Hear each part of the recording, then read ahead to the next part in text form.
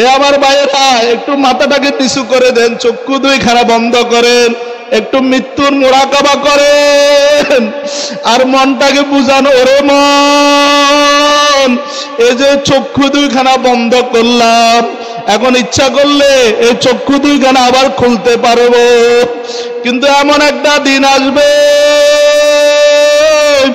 এই চক্ষু দুইখানা বন্ধ হবে, আর কোনদিন খোলা যাবে না। কথা ঠিক না বেঠিক? এ আমার ভাইয়েরা, এ পর্দার অন্তরালে মা বোনেরা, অনেকে ঘুমের ঘরে মারা যায় কি যায় না? যদি আপনার আমার মৃত্যুটা যদি ঘুমের ঘরে হয়ে যায়, আপনার আমার স্ত্রী যদি পাশে থাকে রে ভাই, স্ত্রীর যে ডাক দিবে, স্বামী উঠো, ফজরে আজান হয়েছে, মসজিদে যাও, যখন দেখবে যে লড়াচড়া নাই, তখন জোরে একটা সিক মারবে, তোমরা কোথায়? আমার স্বামী তো আর দুনিয়ায় নাই। এ আমার ছেলেমেয়েরা কোথায়? তোমার বাবা দুনিয়ার মধ্যে নাই। ছেলেমেয়েরা মাকে বলবে, হে মা, বাবার লাশের কাছে আমাদেরকে একা রেখে যাইও না, আমার খুব ভয় হয়।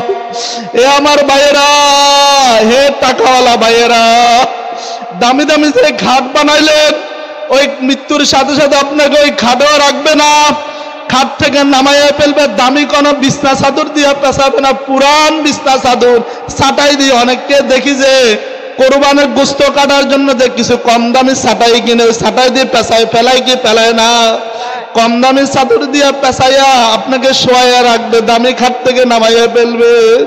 হে আমার ভাইয়েরা, একটু মনটাকে বুঝান, এই যে কথাগুলা বললাম মৃত্যুর পরে ঘটবে কি ঘটবে না। এ আমার পর্দার অন্তরালের মা বোনেরা, এ আমার মা, আপনি যখন এই ঘরের মধ্যে একদিন যখন নতুন বউ হয়ে আসলেন, কত লোকে আপনাকে দেখতে আসলো, অমুক পাড়া থেকে তমুক পাড়া থেকে, অমুকে শরবত খাওয়ালো, কে আংটি পরাইলো, কেউ স্বর্ণের চেন গলায় পরাইলো, কেউ সিনিমুখ করাইলো। এমন একটা দিন আসবে, আপনি যখন মৃত্যু হয়ে যাবে, অমুক পাড়া থেকে তমুক পাড়া থেকে আপনাকে দেখার জন্য আসবে কি আসবে না? আরে আপনি তখন নতুন বয়সে সাজাইয়া গোছাইয়া এই ঘরের মধ্যে আনলেন, একদিন মৃত্যুর হয়ে যাওয়ার সঙ্গে সঙ্গে এই ঘর থেকে আপনাকে 5টা মার্কেটে মার্কিন কাপড় দিয়া পেঁচাইয়া জনমের মতো ঘর থেকে যখন নিয়ে যাবেন, তখন ছেলে কাঁদবে মামা করে,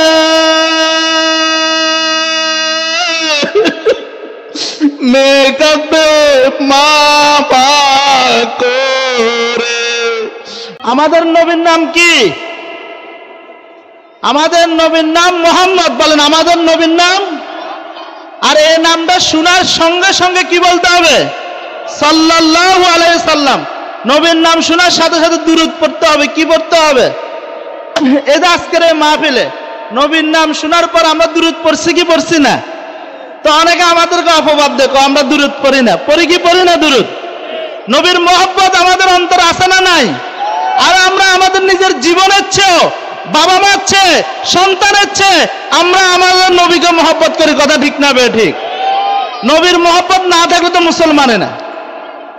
অনেকে অপবাদ দেয় আর কি, আমাদেরকে না বুঝি দেয়। কথা ঠিক না বে ঠিক? সমস্ত হয়তো আমাদের আকীদাগতভাবে একজনের সাথে আরেকজনের একটু সাংঘর্ষিক আছে, কিন্তু নবীর মহব্বত সমস্ত মুসলমানের ভিতর আছে না নাই? বলেন, আওয়াজ দিয়ে বলেন না, আছে না নাই? আওয়াজ দিতে হবে, আওয়াজ বন্ধ করলে হবে না। সামনে কিন্তু গাজওয়ায়ে হিন্দ নামে একটা যুদ্ধ হবে, এটা প্রস্তুতি নিতে হবে। আজকে বাংলাদেশ 90% উপরে মুসলমানের দেশে রাষ্ট্রপক্ষের আইনজীবীকে উগ্র সংগঠন হিন্দুদের ইসকন নামে জঙ্গি সংগঠন, রাষ্ট্রপক্ষের আইনজীবী আমাদের ভাই সাইফুল ইসলাম আলিফকে প্রকাশ্যে দিবালোকে হত্যা করার দুঃসাহস দেখাইছে আমাদের আওয়াজ ছোট হয়ে যাওয়ার কারণে। কথা ঠিক না বে ঠিক? আওয়াজ দিতে হবে, হুঙ্কার দিতে হবে, এমন ভাবে নারে তাকবীর আল্লাহু আকবার হুঙ্কার দিতে হবে, বাতিলরা মুশরিকরা যেন ওদের ভিতরে কম্পন সৃষ্টি, হার্ট অ্যাটাক হয়ে মারা যায়। কথা ঠিক না বে ঠিক? আজকে আমাদের আওয়াজ ছোট হয়ে গেছে। ইসকন মানে পুরা হিন্দুদেরকে দোষারোপ করতেছি না, ইসকন কিন্তু এটা হিন্দু না, এটা হচ্ছে জঙ্গি সংগঠন, সন্ত্রাসী সংগঠন। কথা ঠিক না বে ঠিক? এটার সাথে কোনো হিন্দুদের সম্পর্ক থাকতে পারে না। অনেক হিন্দুদেরকে ধোঁকা দিয়ে বোকা বানাচ্ছে। অনেকে সাধারণ হিন্দুরা মনে করছে ইসকন মানে আমরা সমস্ত হিন্দুরা। ইসকন এটা কোনো ধর্ম নয়, কথা ঠিক না বে ঠিক? আজকে ইসকনকে নিষিদ্ধ করার জন্য সারা বাংলাদেশে যখন আওয়াজ তুলছে, আজকে সরকারের পক্ষ থেকে এটা তো জঙ্গি সংগঠন প্রমাণ খুঁজতেছে। কি খুঁজতেছে? তদন্ত হচ্ছে, প্রমাণ খুঁজতেছে। রাষ্ট্রপক্ষের আইনজীবীকে দিবালোকে প্রকাশ্যে হত্যা করছে, তো এটা যে জঙ্গি সংগঠন আর কোনো প্রমাণের দরকার আছে কিনা আওয়াজ দিয়ে বলেন না? প্রমাণ খুঁজতেছে। এরপরে ইসকনের নিয়ন্ত্রণে যে মন্দিরগুলো আছে এগুলা যখন আপনার অভিযান চালাইছে, এত বিপুল পরিমাণে অবৈধ অস্ত্র বাড়ছে যেটা নাকি বাংলাদেশ সেনাবাহিনীর কাছে নয়, কথা ঠিক না বে ঠিক? তার কোনো প্রমাণের দরকার আছে না, এটা তো জঙ্গি সংগঠন। আজকে আমাদের অনেক উগ্রবাদী হিন্দুরা এরা মনে করছে কি এদের আইনজীবীকে হত্যা করার পরও তো এরা চুপ হয়ে রয়েছে। আমরা আজকের এই মাহফিল থেকে সতর্ক বার্তা দিব যে এরকম দুঃসাহস যদি দেখায় একেবারে ঘরের মধ্যে বন্দি করে রাখবে, হিন্দুরে গর্ত থেকে আর বাইরে হতে দিব না, কথা ঠিক না বে ঠিক? ভাই আওয়াজ কমে গেছে কেন? বেশ বাড়ে দেন, আওয়াজ আর একটু দেন। আপনার শেখ হাসিনা সরকার এদেরকে লালন পালন করছে, দুধ কলা খাওয়ায়, কথা ঠিক না বে ঠিক? আমাদের কোনো আপত্তি ছিল কিনা বলেন? কিন্তু ওরা যখন দেশ নিয়ে ষড়যন্ত্র করছেন, প্রকাশ্যে আমাদের মুসলমান ভাইকে যখন হত্যা করছে, তখন আমাদের আপত্তি হয়েছে, কথা ঠিক না বে ঠিক? আওয়াজ দিয়ে বলেন না। তবে বাংলাদেশ সরকারের কাছে উদাত্ত আহ্বান জানাবো যে ওরা এদের মতো থাকুক, কিন্তু যে সংগঠন ইসকন সংগঠন এটাকে অতি দ্রুত নিষিদ্ধ করেন। আর যেটা তিরিং বিরিং করবে, আজকে হিন্দুরা এই দেশে সন্তান, ছোট্ট শিশু, দুধের শিশু যেরকম মায়ের কোলে নিরাপদ, এভাবে হিন্দুরা নিরাপদ আছে না? ভুল বললাম বলেন? আমরা তাদের মন্দির পাহারা দিচ্ছি, তাদেরকে সুরক্ষা দিচ্ছি, আর এরা যে আমাদের মসজিদ ভাঙতেছে। আজকে ওদেরকে সুখে থাকতে ভূতে গিলাইতেছে, কথা ঠিক না বে ঠিক? সরকারকে আহ্বান জানাবো, এই দেশ শুধু মুসলমানের দেশ না, হিন্দুর দেশ, কথা ঠিক না বে ঠিক? ওরা এই দেশে থাকুক, কিন্তু ইসলামের উপর, দেশের উপর ষড়যন্ত্র করলে এদের পাশার মধ্যে ঠাস ঠাস করে বাড়ি দিই, এদেরকে ঘরে বন্দি করে রাখতে হবে, কথা ঠিক না বে ঠিক? গর্ত থেকে বাইরে হতে দেওয়া যাবে না, কথা ঠিক না বে ঠিক? রাজা বান্দর পালতো, বান্দর বান্দর বান্দর পালতো, এটা দুধ কলা খাওয়ায়, পাশার মধ্যে ঠাস ঠাস করে বাড়ি দেয়, পাশা লাল করে দেয়, দুধ কলা খাওয়ার পরে পাশা বাড়ির সাথে সাথে বান্দর টুপ করে যায়, গাছে উঠে বসে থাকে। তো রাজার বাড়িতে এক মেহমান আসলে, আসে দেখলো যে আরে বান্দরের দুধ কলা খাওয়াইতেছে, আবার মারতেছে কেন? এটার উপর নির্যাতন করতেছে। বলতেছে, হে বাদশাহ, আপনি এটাকে দুধ কলা খাওয়াচ্ছেন, আবার এর উপর নির্যাতন, অমানবিক নির্যাতন কেন চালাচ্ছেন?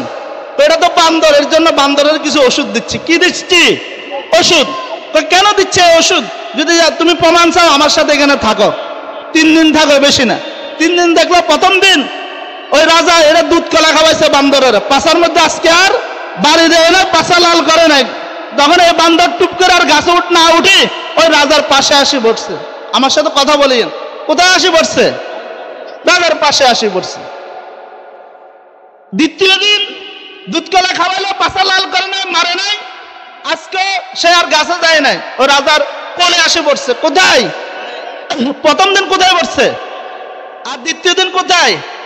তৃতীয় দিন ওর পাশা লাল করে নাই, মারে নাই, তৃতীয় দিনে গাছে যা উঠে নাই, কোথায় বসছে? রাজার কান্দের মধ্যে আসে পড়ছে। কোথায়? প্রথম দিন কোথায় বসছে? পাশে। দ্বিতীয় দিন বসছে কোলে, তৃতীয় দিন কাঁধে বসে রাজার কলার টানাটানি করতেছে, চুলগুলা টানাটানি করতেছে। আজকে এরা ওই বান্দরের মতো তিরিং বিরিং করতেছে, কথা ঠিক না বে ঠিক? টাস টাস করে পাশার মধ্যে পাড়ি দি, এদেরকে কারাগারের মধ্যে নিক্ষেপ করতে হবে, কথা ঠিক না বে ঠিক? যেটা উগ্রবাদী করবে, দেশ নিয়ে ষড়যন্ত্র করবে, ইসলাম নিয়ে ষড়যন্ত্র করবে, কথা ঠিক না বে ঠিক? আমরা তো এখানে ঠিক। এই যে যখন আমাদের অ্যাডভোকেট সাহেবকে যখন হত্যা করলো, যখন আলমুল আমরা সামান্য একটা মিছিলে ডাক দিল, সামনে তো যুদ্ধে যাইতে হবে। এই যে গাজওয়ে হিন্দের ব্যাপারে নবী করিম সাল্লাল্লাহু আলাইহি সাল্লাম বলেন না, সাল্লাল্লাহু আলাইহি সাল্লাম, নবীর নাম শোনার সাথে কি পড়বেন? দুরূদ পড়বেন সাল্লাল্লাহু আলাইহি সাল্লাম। গাজওয়ে হিন্দের ব্যাপারে কি বলছেন নবী করিম সাল্লাল্লাহু আলাইহি সাল্লাম? এই ভারতবর্ষের কথা বলছেন। এখানে বাংলাদেশ, ভারত, পাকিস্তান, মালদ্বীপ, নেপাল, শ্রীলঙ্কা এগুলো আগে একটা ছিল, এটাকে হিন্দ বলা হইতো। ভারতবর্ষ যেটা, এখানে একটা মুশরিকদের সাথে মুসলমানদের যুদ্ধ হয়। এই যুদ্ধের মধ্যে মুসলমানদের মধ্যে 3 ভাগ হয়ে যাবে। আওয়াজ দিয়ে আমার সাথে, কয় ভাগ? ওয়াজ শুনলে হবে, মুখস্থ করা লাগবে না। কয় ভাগ হবে? 3 ভাগ।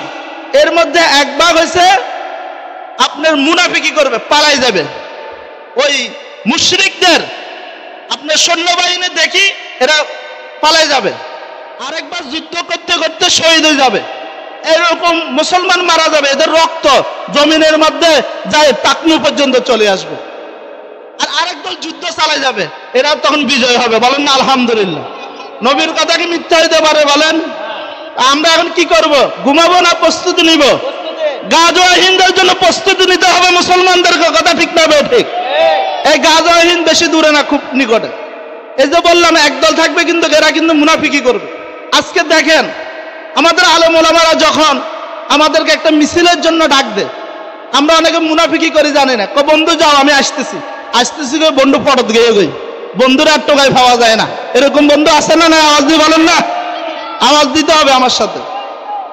এরকম 2 বন্ধু যুদ্ধে যাবে, এক বন্ধুকে যখন আরেক বন্ধু বলতেছে, একজনে যাবে, সে যাওয়ার জন্য খুব আগ্রহ, ইমান তাজা, আরেকজনের ইমান দুর্বল, ভয় পাইতেছে যদি যুদ্ধে যায় মারা যায়। তখন সে উসিল্লা খুঁজতেছে কিভাবে যুদ্ধ না যায় ঘরে বসে থাকতে পারবে। তো বন্ধু, আমি যে যুদ্ধ যাব, যুদ্ধ গেলে আমি কোথায় মারা যাব? দেশে মারা যাব না বিদেশে মারা যাব? যদি বিদেশে মারা যায় তাহলে আমার কোনো কথা নাই, কিন্তু যদি দেশে মারা যায় তাহলে আমার 2 খান কথা আছে। কয় খান? 2 খান কথা আছে। তো তুমি বিদেশে মরবে না দেশে মরবা, কি কথা আছে বলো? যদি আমি দেশে মরে যাই তাহলে আমার দেহখানা কোথায় দাফন হবে? মাটির উপরে হবে না মাটির নিচে হবে? মাটির উপরে হলে কোনো কথা নাই, মাটির নিচে হলে 2 খান কথা আছে। কয় খান? এ উসিল্লা খুঁজতেছে। কি খুঁজতেছে? যেন যুদ্ধে না যাওয়া লাগে, মুনাফিকি করতেছে। বলতেছে যুদ্ধের টাইম হয়ে যাচ্ছে, সবাই চলে যাচ্ছে, তাড়াতাড়ি চলো, তোমার দেহখানা মাটির নিচে থাকবে, কি কথা আছে তাড়াতাড়ি বলো। খুব বেশ ভালো, যদি মাটির নিচে থাকে এই জমিনের মধ্যে চাষাবাদ হবে। আচ্ছা, আমার এই জমিনের মধ্যে যে চাষ হবে এটা কি ট্রাক্টর দিয়ে হবে না নাঙ্গল দিয়ে হবে? যদি ট্রাক্টর দিয়ে হয় তাহলে কোনো কথা নাই, কিন্তু নাঙ্গল দিয়ে হলে 2 খান কথা আছে। কয় খান? আওয়াজ দেয় না। কয় খান? 2 খান কথা আছে। ট্রাক্টর দিয়ে হবে না নাঙ্গল দিয়ে হবে, কি কথা আছে তাড়াতাড়ি বলো। ও যদি নাঙ্গল দিয়ে চাষ হয় তখন তো যে আমাকে দাফন করলে আমার যে হাড়গুলো আছে এই হাড়গুলো তো উপরে উঠে আসবে। এই হাড়গুলো কোথায় যাবে? ফার্টিলাইজারে যাবে না কাগজের কারখানা যাবে? যদি ফার্টিলাইজারে যায় কোনো কথা নাই, তবে কাগজের কারখানা গেলে 2 খান কথা আছে। কয় খান? আওয়াজ দিচ্ছেন না তো। কয় খান? এ বলতেছে তুই কি শুরু করছিস, তাড়াতাড়ি বল, যুদ্ধের টাইম হয়ে যায়। তোমার এই হাড়গুলা ফার্টিলাইজারে যাবে না কাগজের কারখানা যাবে, 2 খান কথা কি আছে তাড়াতাড়ি বল। খুব বেশ ভালো, যদি আমার এই হাড়গুলা কাগজের কারখানা যায়, আমার এই হাড়গুলা দিয়ে কি তৈরি হবে? রাইটিং পেপার হবে নাকি টিস্যু পেপার হবে? যদি রাইটিং পেপার হয় তাহলে কোনো কথা নাই, টিস্যু পেপার হলে 2 খান কথা আছে। তোমার এই হাড়গুলা দিয়ে রাইটিং পেপার হবে না টিস্যু পেপারে হবে, কি কথা আছে তাড়াতাড়ি বলো, যুদ্ধের সময় চলে যায়। খুব বেশ ভালো, যদি আমার এই হাড়ের গুঁড়াগুলা যদি টিস্যু পেপার হয়, আমার এই টিস্যু পেপার কে ব্যবহার করবে?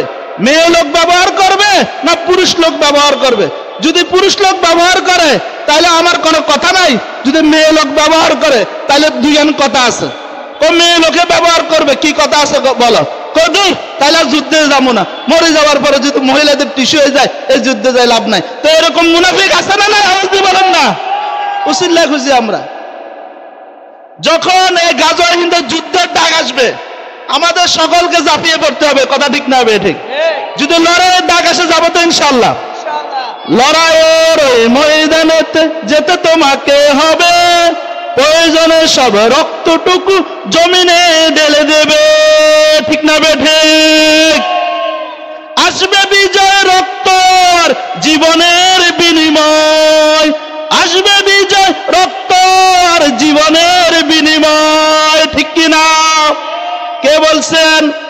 আপনার আমার নবী, দোজাহার নবী, দয়ার নবী, মায়ার নবী বলছেন, যেখানে মুসলমানরা শহীদ হবে, রক্ত ঝরবে, এখানে মুসলমানরা শাসন করবে। কথা ঠিক না ঠিক? আজকে সিরিয়ার দিকে তাকান, আজকে মুসলমানরা এখানে স্বাধীন করছে। কথা ঠিক না ঠিক? এই ভারত উপমহাদেশ, বাংলাদেশ সহ, ভারত পাকিস্তান সহ এই পুরা এশিয়া মহাদেশ একসময় ইনশাআল্লাহ এই গাজওয়া হিন্দের মাধ্যমে মুসলমানরা বিজয় অর্জন করবে। কথা ঠিক না ঠিক? আল্লাহ তাআলা আমাদেরকে যুদ্ধের জন্য প্রস্তুতি নেওয়ার তৌফিক দান করুক, বলেন আমিন। আজকের এই আমাদের বাহরুল উলুম মাদ্রাসা, আজকের এই মাহফিল, অনেকের ধারে ধারে কানে কানে লিফলেটের মাধ্যমে দাওয়াত দেওয়া হয়েছে কি হয় নাই? আপনারা এই কয়েকজনে পাইছেন না? আরিফিনগর, দেবারপাড়, বাংলা বাজার, শাসা, বাইজিদ সহ এখানে মোহাম্মদনগর সহ অনেকে পাইছে না? সবাই কিন্তু আসতে পারে না, কথা ঠিক না বেঠিক? অনেকে মুক্তিযোদ্ধা এলাকাতে এখনো সাত দোকান আড্ডার মধ্যে লিপ্ত, অনেকে বিভিন্ন গল্প গুজবের মধ্যে লিপ্ত আছে না নাই? কিন্তু মাহফিলে আসতে পারে না। আবার এই মজলিসে এমনও লোক আছে মুক্তিযোদ্ধার বাইরের থেকে অনেকে আসি এই মাহফিলের মধ্যে বসে রয়েছে, কথা ঠিক না বেঠিক? অনেক কষ্ট স্বীকার করে আছে। তো আল্লাহ যাদেরকে কবুল করছে তারাই বলছে, কথা ঠিক না বেঠিক? আজকে এই যে আমাদের এই মাদ্রাসা, আমি গত বছরও বলছিলাম আল্লাহ তাআলা আমাদের যাদেরকে সন্তান দিছে, আমরা এই সন্তানকে নিজের সন্তান মনে গড়ে উঠাই, কিন্তু আমি আমার সন্তান হিসেবে গড়ে তুলব না। আমি এটাকে গড়ে তুলতে হবে যে এটা আল্লাহর বান্দা। কার বান্দা? আল্লাহ তাআলা এটা আমাকে নেয়ামত হিসেবে দিছে, আমানত হিসেবে সন্তানকে গড়ে তুলতে হবে আল্লাহর বান্দা হিসেবে। কিসের বান্দা? আমি যখন আমার এই সন্তানকে আল্লাহ তাআলা বান্দা হিসেবে গড়ে তুলবো, আমার এই সন্তান আমাকেও বলবে না, আল্লাহ তাআলাকেও বলবে না, কথা ঠিক না বেঠিক? বৃদ্ধ বয়সে তখন বৃদ্ধাশ্রমে দিবে না, কথা ঠিক না বেঠিক? ঠিকের আওয়াজটা আস্তে হয়ে গেছে, আওয়াজ করে বলতে হবে, মাইকের আওয়াজও কমে গেছে, এগুলো আরেকটু বাড়াই দেন, আওয়াজ বাড়াই দেন ভাইজান, আওয়াজ আরেকটু বাড়াই দেন। আজকে দেখেন আমার এই সন্তানকে শুরুতে বাহরুল উলুম মাদ্রাসা সহ আরো যত দিনী প্রতিষ্ঠান আছে আমি এগুলো না দিই, শুরুতে জাগতিক শিক্ষা প্রতিষ্ঠানে দিয়ে দিই। জাগতিক শিক্ষা প্রতিষ্ঠানের বিরোধিতা করতেছে না, জাগতিক শিক্ষারও দরকার আছে না নাই বলেন না? কিন্তু শুরুতে কোরআনের টিকা দিতে হবে। কিসের টিকা? আওয়াজ দিচ্ছেন না? কিসের টিকা? কোরআনের টিকা দিতে হবে। আমাদের যখন সন্তান জন্মগ্রহণ করে আমরা এই সন্তানকে বিভিন্ন টিকা পুশ করে কি করি না? কেন করে? এই সন্তানের হাতগুলা যেন ঠিক থাকে, পাটা যেন ঠিক থাকে, শরীরের অঙ্গ প্রত্যঙ্গগুলা যেন ঠিক থাকে, এর জন্য সন্তানকে শুরুতে আমরা হাম টিকা, পোলিও টিকা এরকম টিকা দিই কি দিই না? আওয়াজ দিয়ে বলেন না? ঠিক তদরূপ মুসলমানের সন্তানকে শুরুতে কোরআন শিখানো, এটা হচ্ছে বড় টিকা, কথা ঠিক না বেঠিক? এই টিকা যদি দেন আপনার সন্তানের ভিতরে বিভিন্ন রোগ আক্রান্ত করবে না, আপনার সন্তান মাদকাসক্ত হবে না, দুর্নীতিবাজ হবে না, চোর হবে না, টাউট হবে না, বাটপার হবে না, দর্শক হবে না, খুনি হবে না, কথা ঠিক না বেঠিক?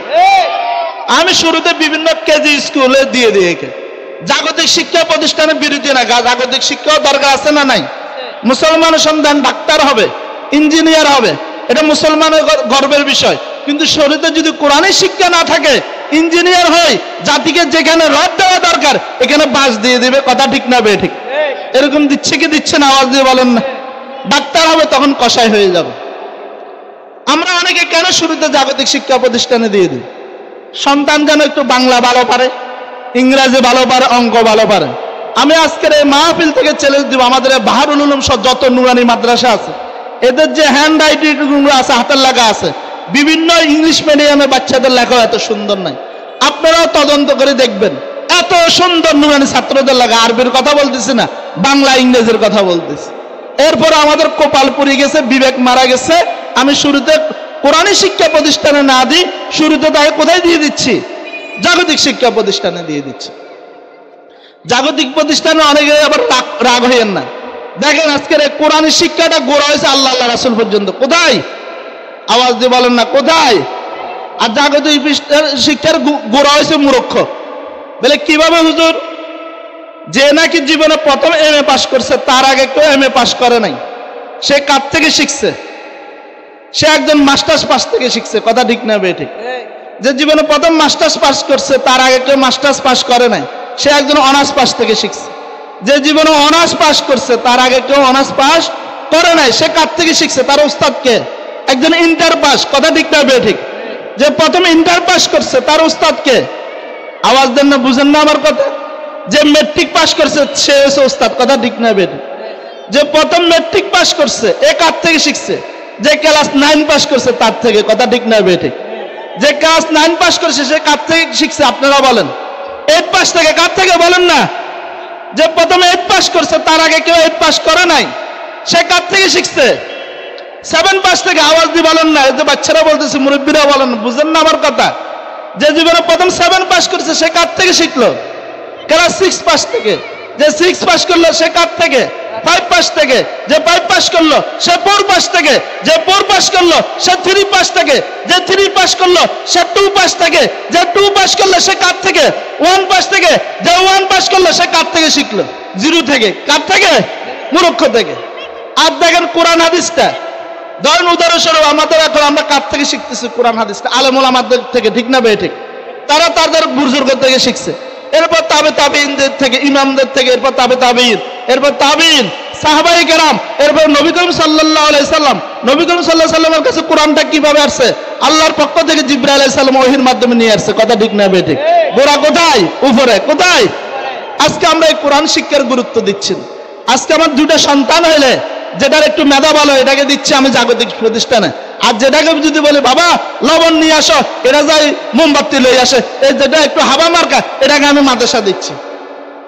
তার মানে আপনি কোরআনকে অবজ্ঞা করতেছেন, মূল্যায়ন করতেছেন না, কথা ঠিক নয় বেঠিক? আজকে আপনি ইংরেজি, ম্যাথ, অঙ্কর জন্য আপনি 5,000 টাকা দিয়ে পড়াচ্ছেন বাচ্চাকে, কোরআনের জন্য 500 টাকা দিতে কৃপণতা করেন, হুজুরের বেতন বাকি রাখেন 3 মাস 6 মাস, কথা ঠিক না বেঠিক? আজকে কোরআনকে আমরা মূল্যায়ন করতেছি না। আজকে শুরুতে যদি সন্তানের সিনার ভিতর কোরআন ঢুকে দিতে পারেন, এই সন্তানের সিনার মধ্যে শয়তানে বাসা বাঁধবে না, কথা ঠিক না বেঠিক? যার সিনাতে আছে কোরআন নেই কথা হারে ডর, কোরআন ছাড়া হৃদয় খানি শয়তানেরই ঘর, ঠিক কিনা?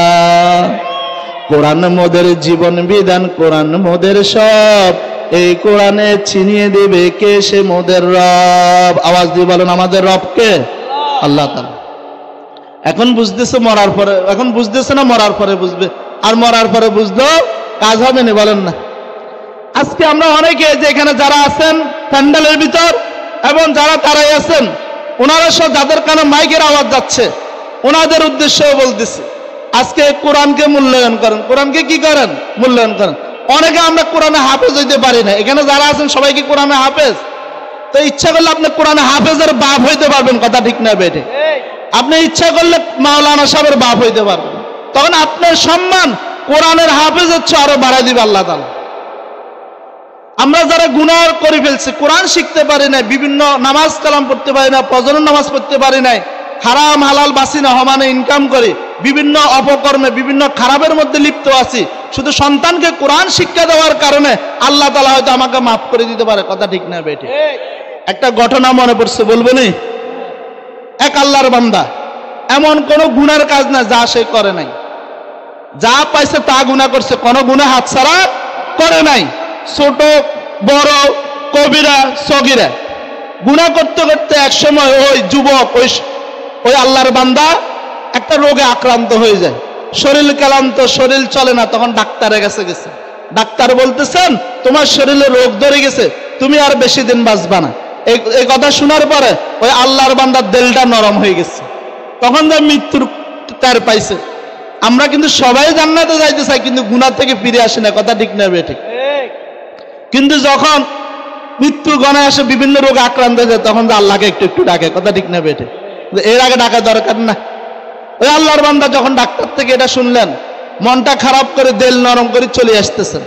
আসার সময় প্রতিমধ্যে দেখতেছেন একটা মাহফিলের বড় প্যান্ডেল দেখা যায়, একটু আগে যায় দেখতেছেন এক আলেম বয়ান করতেছেন, বয়ানের মধ্যে বলতেছেন তোমরা যারা কোরআন শিখতে পারো না, কোরআন পড়তে পারো না, তুমি যদি সন্তানকে কোরআন আলা বানাইতে যাইতে পারো, সন্তানকে যদি কোরআন শিক্ষা দিয়ে যাইতে পারো, এই সন্তানের উসিলা আল্লাহ তাআলা তোমাদেরকে মাফ করে দেবে। এই আল্লাহর বান্দার কোনো সন্তান নাই, তবে স্ত্রী গর্ভবতী। এর ভিতরে একটা আফসোস হইলো, আইরে আমার তো কোনো সন্তান নাই, থাকলে আমি কোরআন শিখার জন্য মাদ্রাসায় দিয়ে দিতাম। আবার চিন্তা করতেছে আমার তো সামনে সন্তান আসবে, এই সন্তানকে মাদ্রাসা দিতে হবে, আমি তো বেশি দিন বাঁচবো না। তখন ঘরে গেছে, বিবিকে ডাকছে, স্ত্রীকে বলছে আমার স্ত্রী, আমার বিবি, তোমাকে আমি একটা ওসিয়ত করি যে আমি হয়তো বেশি দিন বাঁচবো না, আমার শরীরে রোগে ধরে গেছে, তোমাকে ওসিয়ত করি যে আমার যে সন্তান আসতেছে দুনিয়ার মধ্যে, আমার এই সন্তানকে তুমি কোরআন শিখাবে, কোরআনে হাফেজ বানাবে, এটা তোমার কাছে আমার ওসিয়ত। নসিহত ওসিয়ত করার পরে এই আল্লাহর বান্দা ইন্তেকাল করছেন। কয়েকদিন পরে ইন্তেকালের পরে আল্লাহ পাক রব্বুল আলামিন তার ওয়াইফকে, মানে তার বিবিকে স্বপ্নে দেখাই দিচ্ছেন। তাকে দেখানোর পরে সে বলছে, হে আমার স্বামী, তুমি কেমন আছো? তুমি তো আমাদেরকে রাখি অল্প বয়সে চলে গেছো, তোমার কি হালত? বলছে আমার যেদিন মারা গেলাম, আমাকে যেদিন কাফন দাফন করছেন, ওই দিন থেকে আমার কবরে অনেক আযাব হচ্ছে, আমি ভালো নাই। আল্লাহর বান্দার ঘুম ভেঙে গেছে। আর এখান থেকে সন্তানও আস্তে আস্তে বড় হয়, সন্তানের 6 বছর হয়ে গেছে। ওই তখন আল্লাহর বান্দার দিলে খেয়াল হইলো, আমার স্বামী বলছিল সন্তানটাকে কোরআন আলা বানাইতে, কোরআন শিখে। তখন সন্তানকে কাছে ডাকে বলছে, তোমার আব্বু আমাকে ওসিয়ত করছে তোমাকে যেন মাদ্রাসায় পড়ায়। তুমি কি বলো আব্বু? আমার বাবা যেহেতু বলছে, আপনার বাবাকে যদি আপনি ওয়াদা দিচ্ছেন আমাকে মাদ্রাসা পড়বেন, আমার মা আমিও আপনাকে ওয়াদা দিচ্ছি আমি স্কুলে পড়বো না, আমি মাদ্রাসা পড়বো, আমার কোরআন শিক্ষার জন্য ভর্তি করাই দেন।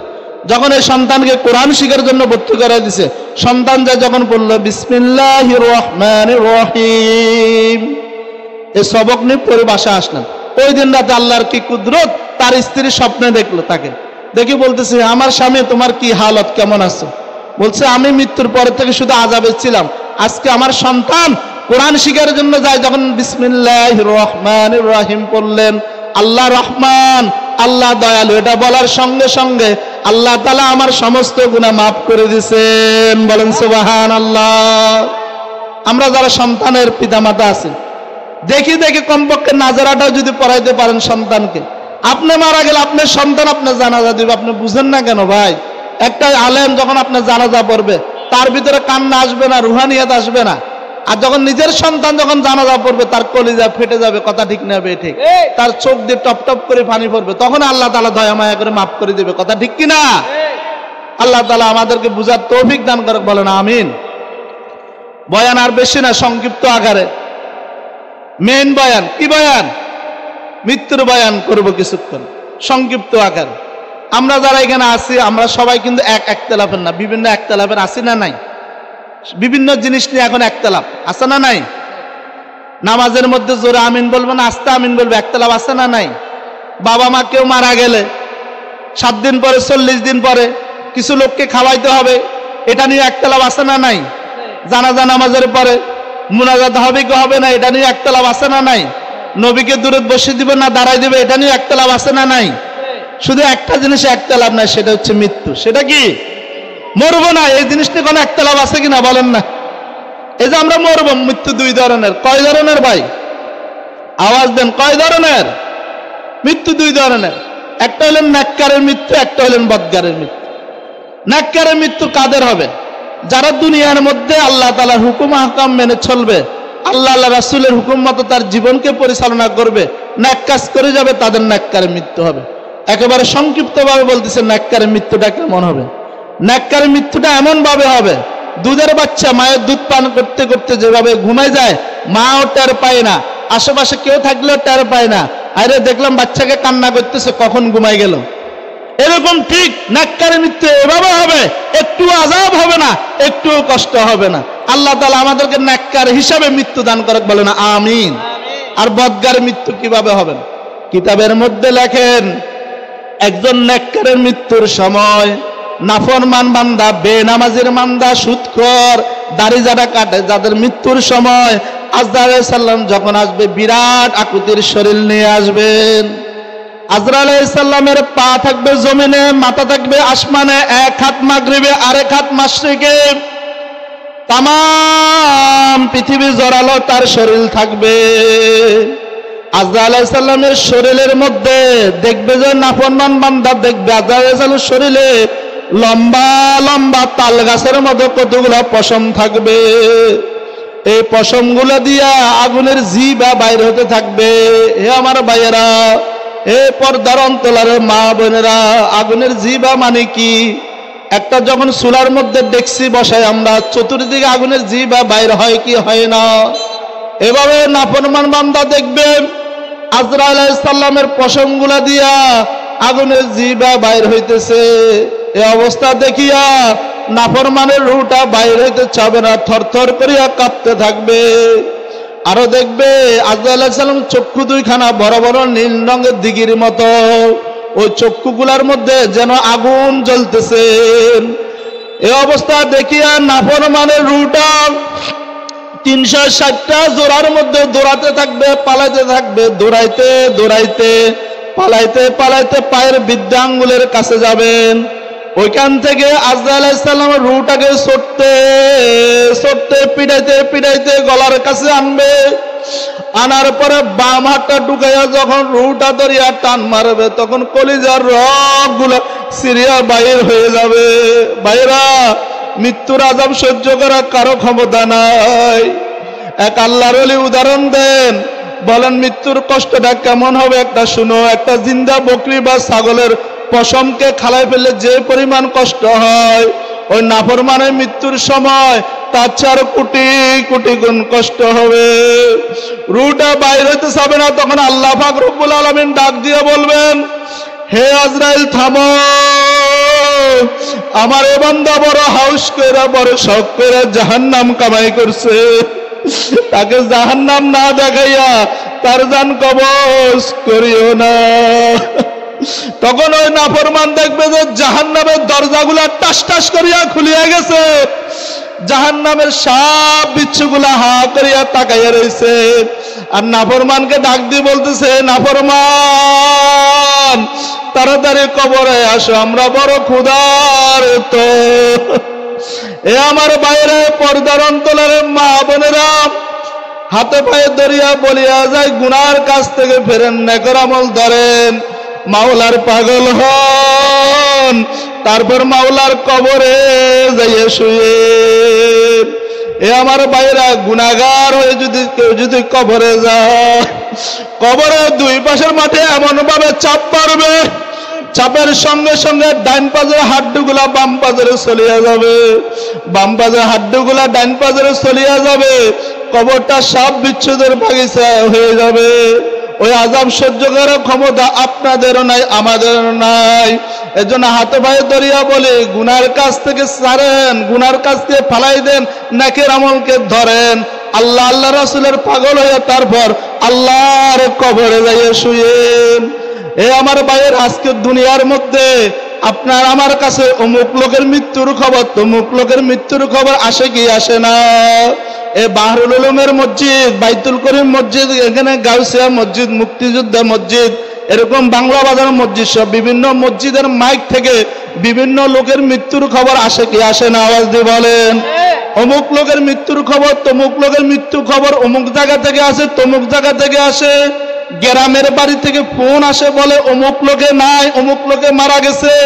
ঠিক তদরূপ একদিন আপনি আমিও যখন মরিয়া যাব, আপনার আমার মৃত্যুর খবরও চতুর্দিকে ছড়াই পড়বে কি পড়বে না? আপনার আমার মৃত্যুর খবরটা অমুক জায়গা যাবে, তমুক জায়গা যাবে।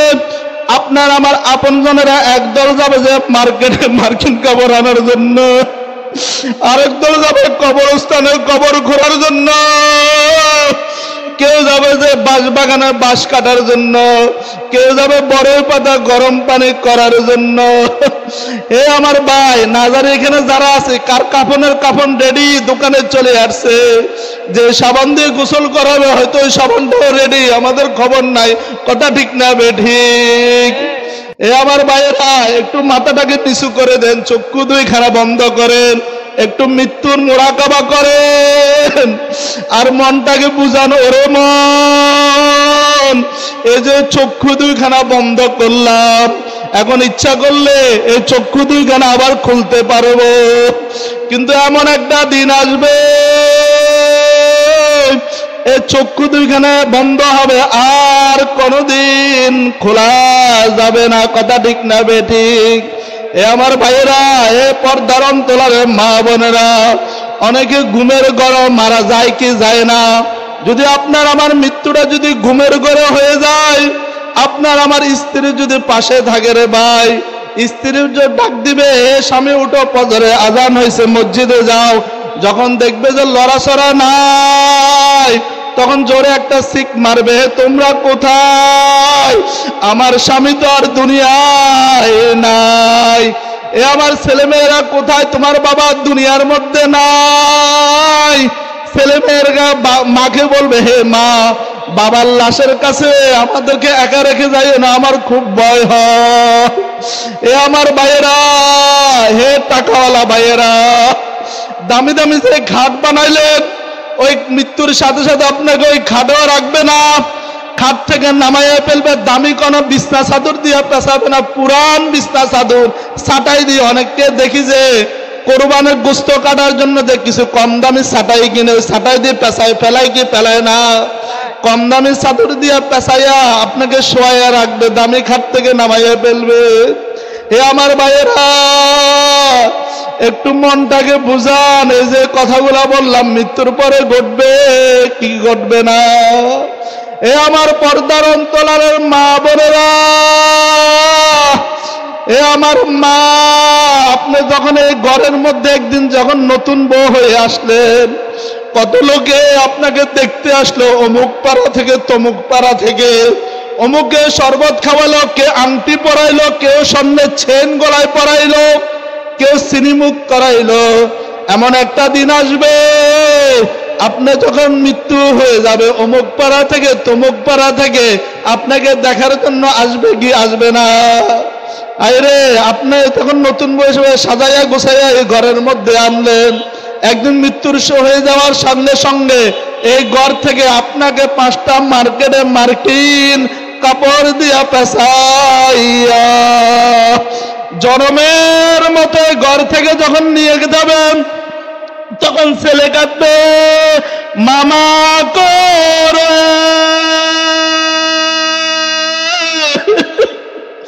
মেয়ে কাঁদবে মামা করে।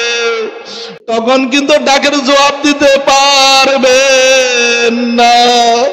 হে আমার মা, হে আমার বোন, গুনার কাছ থেকে ফেরেন, নেকের আমল ধরে।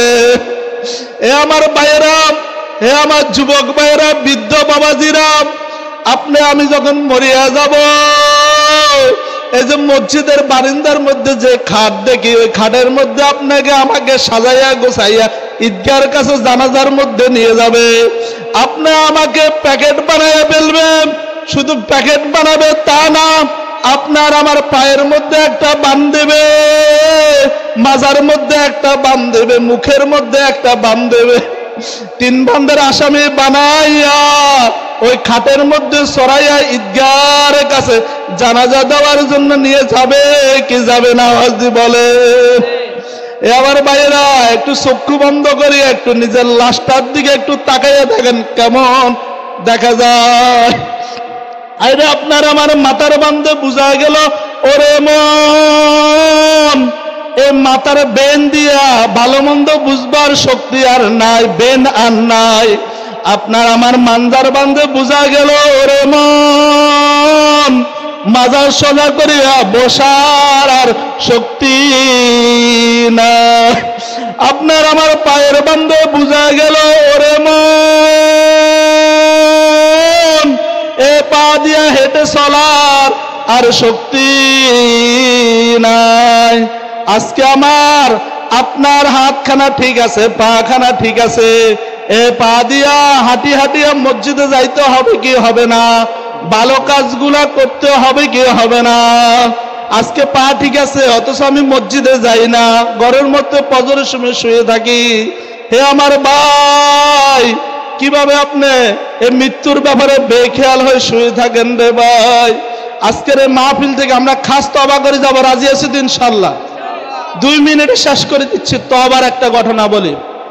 বনি ইসরায়েলের মধ্যে একজন যুবক ছিলেন, যে কথাগুলো বললাম এই কথাগুলোর উপর আল্লাহ তাআলা আপনাদেরকে আমাকে আমল করার তৌফিক দান করেন, বলেন আমিন। আল্লাহ তাআলা আমাদের ঈমান আমলকে মজবুত করে যেন আমরা অন্ধকার কবরে যেতে পারি, সেই তৌফিক দান করেন, বলেন আমিন। আজকের এই মাহফিল আমাদের আখিরি বক্তা, আমার পরে আমাদের মাকসুদ মাদানী সাহেব আলোচনা করবেন, এরপর আখিরি বক্তা, উনি অনেক বড় আলেম, অনেক সুন্দর রুহানিয়াত বয়ান করেন উনি, আল্লাহর ওলি মানুষ। এটা বলা ঠিক না, হুজুর উপস্থিত, হুজুরের কথাগুলো প্রেসক্রিপশন দিবে, প্রেসক্রিপশন অনুযায়ী যদি জীবনকে পরিচালনা করতে পারে, আমি একজন হয়তো আল্লাহর ওলি হিসেবে আল্লাহ তাআলা আমাকে কবুল করতে পারে। হুজুরের যখন মুনাজাত দিবে আমরা খাস তওবা করি, এই ময়দান থেকে যাব, কারা কারা রাজি আছে 2 হাত তুলে দেখান। আল্লাহ তাআলা আপনাদেরকে এবং আমাকে কবুল করেন, বলেন।